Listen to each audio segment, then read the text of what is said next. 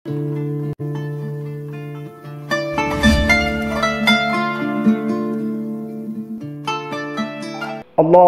salli ala Muhammad. Qad ballaghtar risalah ya Rasulullah, wa addaital amanah, wa nasahtal ummah, wa kashful ummah. Amma ba'du. Segala puji dan syukur senantiasa kita tujukan kehadirat Allah Subhanahu wa ta'ala, yang mana atas limpahan karunia-Nya kita masih diberikan oleh Allah berbagai macam nikmat. Di antaranya nikmat yang paling agung yaitu nikmat iman, nikmat Islam. Kemudian juga Allah masih memberikan kita nikmat kesehatan badan, kesehatan fisik dan kesehatan rohani. Maka dengan nikmat inilah mari sama-sama kita jadikan sebagai wujud syukur kita kepada Allah Subhanahu wa ta'ala dengan cara meningkatkan amal ibadah kita, meningkatkan ibadah-ibadah kita, baik yang wajib maupun yang sunnah, dalam rangka menjadi bekal kita, yang mana Allah mengingatkan kita, wa tazawwadu fa inna khairaz zadit taqwa, berbekallah kalian dan sebaik-baik bekal bagi kalian adalah takwa. Kemudian salawat beserta salam kita tujukan pula kehadirat pangkuan alam baginda Nabi besar Muhammad sallallahu alaihi wasallam. Moga-moga salawat yang kita baca dan hati kita yang penuh dengan kerinduan menjadi penyebab turunnya rahmat dari Allah, menjadi penyebab turunnya ampunan maghfirah dari Allah, dan menjadi penyebab kita mendapatkan saadah, kebahagiaan di dunia dan juga di akhirat, sebagaimana doa yang selalu kita bacakan di dalam salat, Rabbana atina fid dunya hasanah wa fil akhirati hasanah wa qina azabannar. Kita memohon kepada Allah dengan berkat salawat yang kita baca menjadi penyebab timbulnya mahabbah, rasa cinta kita, sehingga dengan cinta itulah kita beribadah menjadi mudah, bukan beribadah dengan paksaan, akan tetapi beribadah dengan mahabbah, rasa cinta kita kepada Allah Subhanahu wa ta'ala. Kemudian kata-kata ta'zim kami kepada guru-guru kami, kepada para dosen dan seluruh hadirin sidang jamaah Jumat yang dirahmati Allah Subhanahu wa ta'ala. Kita patut bersyukur Allah Subhanahu wa ta'ala masih menganugerahkan kepada kita nikmat sehat, nikmat aman. Sebagaimana kita ketahui, keamanan juga di antara nikmat yang paling agung. Hari ini masih ada negara-negara muslim yang hidup dalam ketidaknyamanan, dalam ketidakamanan. Salat masih dalam keadaan rasa takut. Ketika keluar dari rumah masih keadaan tidak tenang, was-was. Maka kita yang hari ini masih merasakan nikmatnya al-aman, rasa aman, hidup nyaman, maka marilah kita jadikan nikmat Allah ini sebagai sarana kita mendekatkan diri kepada Allah Subhanahu wa ta'ala. Hadirin sidang jamaah Jumat yang dirahmati Allah, baru saja kita keluar selesai melaksanakan ibadah puasa di bulan Ramadan selama sebulan penuh. Bulan yang penuh dengan rahmat, bulan yang penuh dengan keagungan dan keistimewaan, bulan yang di dalamnya ada malam yang lebih baik daripada 1000 bulan, khairun min alfi syahrin. Maka bulan Ramadan yang baru saja kita lalui ibaratnya adalah tempat kita melakukan training bagi diri kita. Ramadan yang kita lalui ibaratnya adalah madrasah, sekolah yang baru saja kita keluar baru saja kita menyelesaikan pendidikan kita selama bulan Ramadan.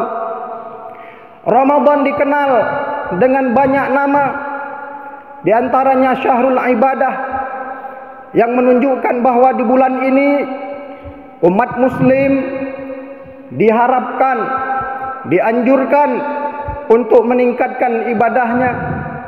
Pada siang harinya berpuasa dan pada malam harinya diisi dengan qiyamul lail, sehingga Rasul sallallahu alaihi wasallam mengingatkan kita, man shoma Ramadan imanan wahtisaban ghufira lahu ma taqaddama min dzambi.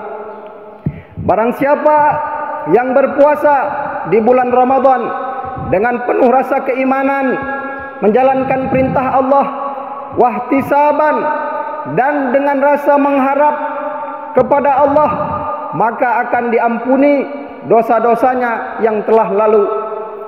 Dan dalam riwayat lain, Rasul mengingatkan kita dengan lafaz man qama ramadhana imana wahtisaba ghufira lahu ma taqaddama min dzambik.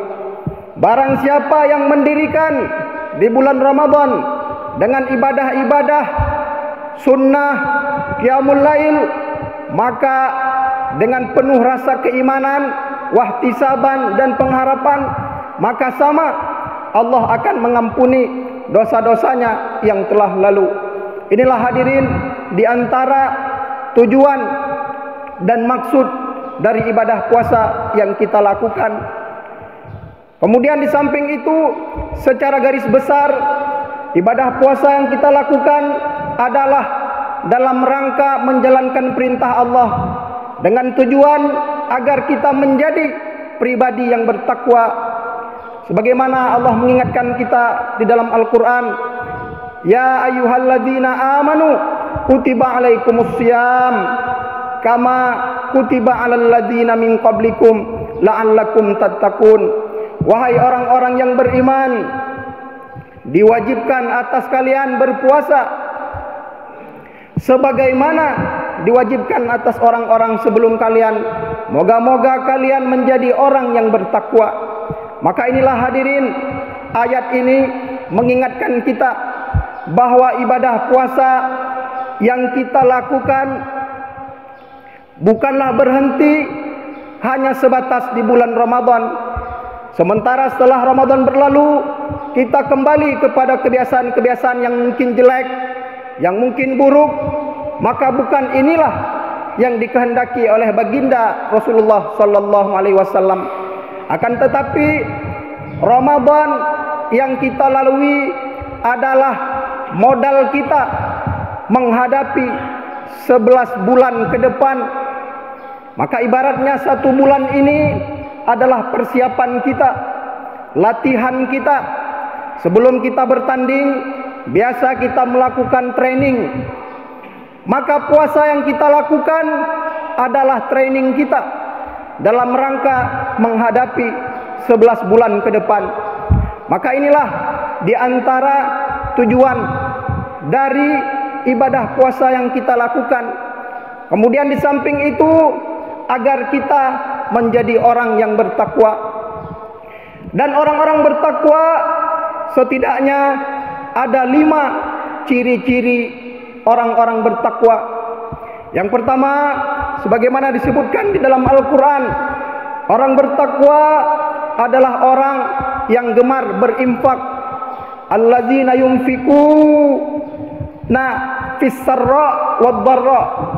Orang yang beriman adalah orang yang berinfak baik dalam keadaan lapang maupun dalam keadaan sempit. Maka keimanan kita, salah satu tolak ukurnya adalah dengan kita mau mengeluarkan sebagian harta kita, kita mau berinfak, kita tidak berat tangan. Dan inilah yang diajarkan oleh baginda Nabi besar Muhammad sallallahu alaihi wasallam. Disebutkan dalam banyak riwayat, kana Rasulullah sallallahu alaihi wasallam ajwadun nas wa kana ajwadu ma yakunu fi Ramadan.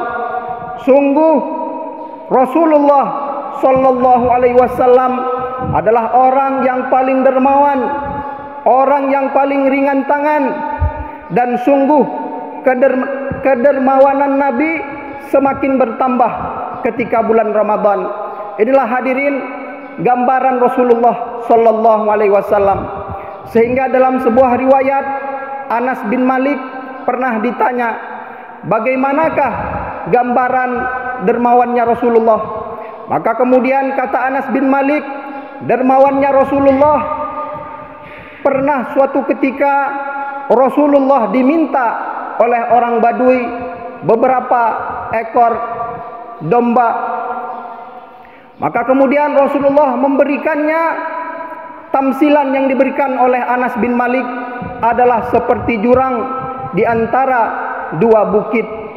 Ini menunjukkan bagaimana pemurahnya Rasulullah. Maka disebutkan dalam riwayat tersebut, kemudian Arab Badui ini balik lagi, minta lagi, dan kemudian Rasul memberikan lagi sama seperti jurang di antara dua bukit yang besar. Artinya jumlah yang diberikan oleh Nabi tidak dapat dihitung saking banyaknya. Sehingga kemudian orang Arab Badui ini berkata kepada teman-teman mereka, wahai saudara-saudaraku, marilah kita masuk Islam. Sungguh Muhammad itu seolah-olah dia orang yang tidak takut miskin. Ia memberikan seolah-olah tidak takut miskin. Inilah di antara rahasia Rasulullah. Kenapa Rasulullah dicintai?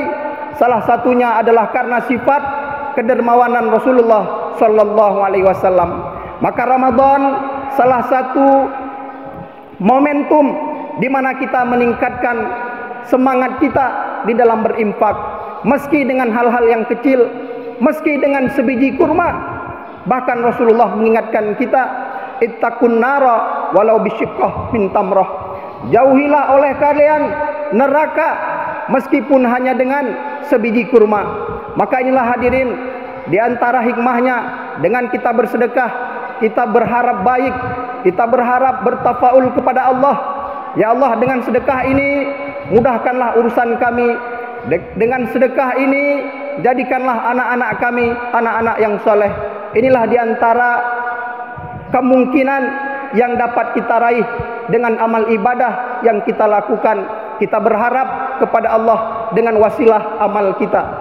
Kemudian yang kedua, di antara ciri orang yang bertakwa adalah menahan amarah.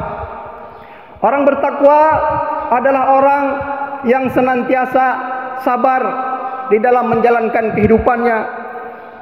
Orang bertakwa bukanlah orang yang mudah tersulut emosinya.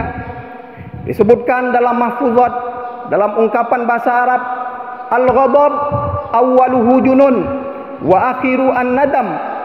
Marah itu awalnya adalah gila dan akhirnya adalah menyesal. Maka kenapa Nabi senantiasa mengingatkan kita, la taghdab, faraddada miraran, la taghdab. Jangan marah, jangan marah. Kenapa? Karena ketika marah yang menguasai kita hawa nafsu kita. Ketika kita marah yang menguasai kita ego kita. Inilah di antara pesan Nabi agar kita menjadi orang yang bertakwa. Senantiasa kita menjaga diri kita dari sikap marah. Kemudian yang ketiga, di antara sifat orang yang bertakwa yang disebutkan dalam Al-Quran adalah memaafkan kesalahan orang lain. Wal afina anin nas, dan orang-orang yang bertakwa adalah mereka yang memaafkan kesalahan orang lain. Kita hidup bukan hidup sendiri di tengah hutan. Kita hidup berjamaah. Kita hidup berkomunitas. Di dalam rumah kita hidup dengan adik, dengan kakak, suami dan istri. Demikian pula di dalam kampung kita hidup bertetangga. Demikian pula kita hidup dalam aktivitas sehari-hari. Mungkin hari ini semisal yang kita lihat, kita berada di suasana di tengah-tengah kampus. Artinya kehidupan kita tidak lepas dengan interaksi bersama orang-orang lain, dan itu tentunya membuka kemungkinan peluang salah silap di antara kita. Maka di antara orang yang paling mulia adalah orang yang memaafkan sebelum orang lain meminta maaf. Inilah di antara ciri-ciri orang yang mulia yang digambarkan oleh Al-Quran. Kemudian yang keempat, suka berbuat baik. Di antara ciri orang bertakwa adalah senang berbuat baik. Dan kita harus paham bahwa ketika kita berbuat baik, pada dasarnya kita menampakkan kebaikan Allah. Allah mengingatkan kita dalam Al-Quran, wa ahsin kama ahsanallahu ilaik, dan berbuat baiklah kalian sebagaimana Allah telah berbuat baik kepada kalian. Maka dengan kita berbuat baik, pada hakikatnya kita menampakkan rasa syukur kita kepada Allah. Dengan kita berbuat baik, pada dasarnya kita telah menampakkan kemuliaan agama Islam. Maka inilah di antara anjuran dalam agama kita berbuat baik. Sehingga kemudian disebutkan oleh Syekh Wahbah Zuhaili, makna dari berbuat baik muhsinin adalah tidak membalas kejahatan orang yang berbuat jahat kepada kita. Kita tidak membalas dengan kejahatan yang sama, akan tetapi kita membalas dengan kebaikan. Inilah makna dari ihsan, berbuat baik kepada siapa saja, bahkan bukan saja kepada manusia, namun juga kepada hewan, kepada alam. Kita tidak berbuat semena-mena. Sehingga makna baik, laisal ihsan an tuhsina ila man ahsana ilaika, walakin ihsan an tuhsina ila man asaa ilaika. Bukanlah kebaikan engkau berbuat baik kepada orang yang baik kepadamu, akan tetapi kebaikan adalah engkau berbuat baik kepada orang yang berbuat buruk kepadamu. Kalau kita berbuat baik kepada orang yang baik kita, kepada orang yang berbuat baik kepada kita, itu wajar. Itu namanya membalas kebaikan orang, membalas budi orang. Namun kebaikan yang sesungguhnya adalah ketika kita mampu tetap tersenyum kepada orang yang berbuat jahat kepada kita, kepada orang yang mungkin memfitnah kita, kepada orang yang memusuhi kita. Kita tetap tersenyum, kita tetap bersikap lapang dada. Maka inilah di antara karakter pribadi orang bertakwa yang disebutkan oleh Allah Subhanahu wa taala di dalam Al-Quran. Kemudian yang terakhir, di antara karakteristik orang yang bertakwa adalah segera bertaubat. Wa iza fa'alu fahishatan aw zalamu anfusahum dzakarullaha fastaghfaru lidzunubihim. Di antara karakter orang yang bertakwa adalah apabila mereka melakukan kesalahan, mereka langsung bertaubat, istighfar kepada Allah Subhanahu wa taala. Kita sadar bahwa kehidupan ini tidak lepas dari godaan. Namun sebaik-baik orang adalah ketika ia melakukan kesalahan, ia bertaubat dengan sebenar-benarnya dan kemudian berusaha semampunya, semaksimal mungkin agar tidak terulangi kesalahan-kesalahan yang pernah ia lakukan. Kiranya inilah 5 karakter orang-orang bertakwa yang tentunya bisa menjadi karakter bagi khatib pribadi dan juga bagi hadirin sidang jamaah Jumat yang dirahmati Allah Subhanahu wa taala. Selanjutnya khatib masuki rukun al-khutbah. Alhamdulillahil karimil khallaq, wassalatu wassalamu ala sayyidina Muhammad al-mab'usu litatmimi makarimil akhlaq, wa ala alihi wa ashabihi ma jaral qalam, talqisu wal bayanu fi safahatil awraq.